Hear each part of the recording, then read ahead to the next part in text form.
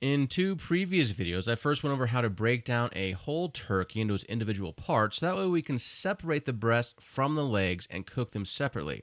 Then in our second video, we went over how to debone a turkey leg and thigh, including removing all those bothersome feather bones which you bite into while eating. Now in this video, I'm going to show you how to take that deboned leg and thigh and turn it into a beautiful turkey roulade. So here I have the tender from breaking down our whole turkey. The tender comes from the breast, and I've removed the tendon, so review our turkey breakdown video for more info. And we're going to weigh all of this together to figure out how much salt we're going to need. So I'm going to measure out 1% salt by weight of the turkey, plus 0.5% sugar, 0.1% baking soda, and I'm also going to add in some black pepper and a little bit of garlic powder. And I'll have links to this in the show notes.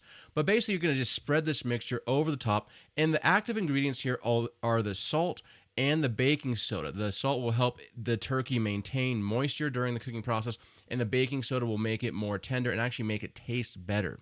Now I'm going to mince up some fresh thyme and sprinkle it on the inside of the turkey leg.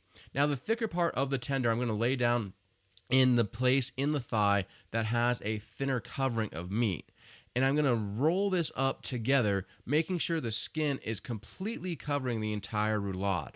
Now I'm going to take this roulade and place it on a plate and put it in my refrigerator overnight. And you can let it sit in there for a couple of days, really. But the overnight rest is going to firm up the flesh, making it easier to roll into a roulade the following day, but also give the salt and the baking soda time to diffuse into the meat, which is going to make it more moist during the cooking process and also more tender. So it's just going to give you a better end result. Now, when it comes time to roll, just lay out a sheet of plastic wrap, readjust the skin to make sure it's sealed together and completely covering the roulade, so that way you don't have any gaps in the skin. And then simply roll the roulade in the plastic wrap by pushing it forward. And see how I'm using my hands to hold it together. Now at this point I'm going to squeeze out the air from both sides and start to tighten the roulade by counter twisting both ends.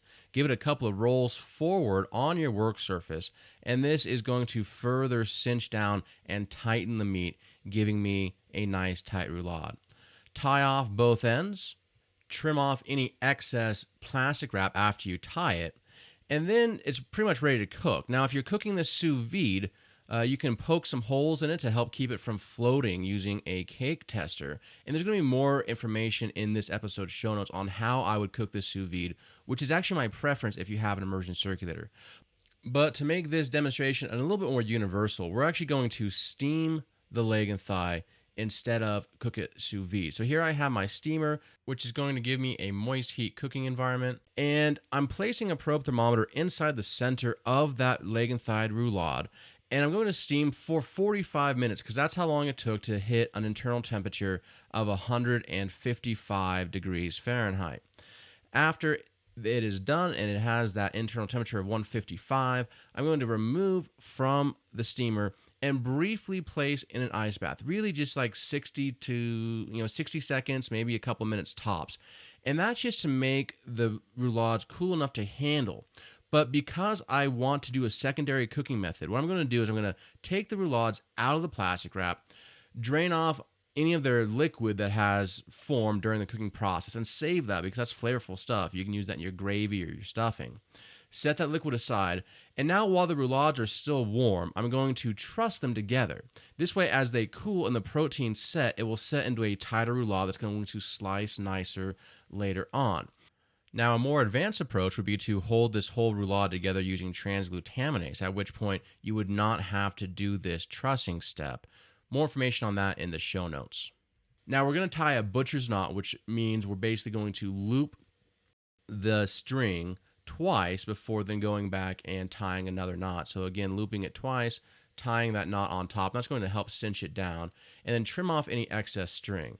Now at this point, we're going to set it aside on paper towels, both on the bottom and on the top, and let it rest. And you can let it rest at room temperature for a few hours, no problem. Now to finish these bad boys, we're going to fry them in 390-degree oil, which is going to crisp the skin all the way around. But look at this, a couple minutes in, my oil dropped from 390 to 331. So this is why you want to make sure you're monitoring your oil and you heat it all the way up to 390 degrees Fahrenheit before dropping in the turkey leg and thighs. If your oil drops too much in temperature, then it's going to give you a greasy end product. Now, because the turkey leg and thighs are already cooked, all we're looking to do here is get a nice golden brown exterior. Dab off any excess oil with paper towels, cut off the strings, and set the roulades aside. Now, once the oil has cooled a little bit, you can strain it through a paper towel. Now, here I have my pan-roasted turkey breast, which I'm doing at the same time as my roulade. So I'll fry the roulades first, then pan-roast the turkey breast. Then, as the turkey breast rests, I will re-therm the roulade back in the oven to make the surface hot again. Simply slice the roulade, throw it on the plate, and now you have some awesome turkey to serve. A pan-roasted turkey breast that's done beautifully, a turkey roulade that has some thyme and garlic and just a beautiful cross-section. And because, again, we separated the breast and the leg and treated them differently because they're different cuts of meat, we're going to end up with an amazing finished product that is just going to really wow our guests on Thanksgiving. For more information, ratios, recipes, and related video techniques, check out this episode's show notes at stellaculinary.com/CT24.